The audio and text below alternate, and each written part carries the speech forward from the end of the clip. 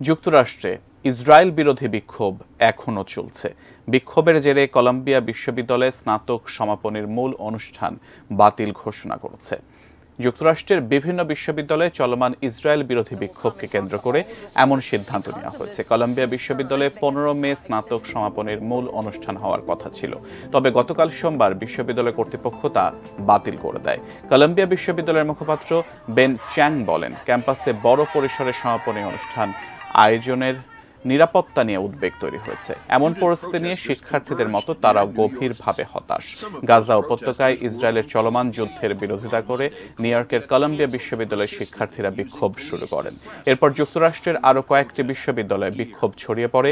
শিক্ষার্থীদের দাবি হল তাদের বিশ্ববিদ্যালয়গুলো যেন ইসরায়েলের সঙ্গে সংশ্লিষ্ট কোম্পানিগুলোকে বর্জন করে। গাজা উপত্যকায় যুদ্ধবিরতি চুক্তি কার্যকরের জন্য ইসরায়েলকে চাপ দেওয়ারও দাবি জানিয়েছেন তারা।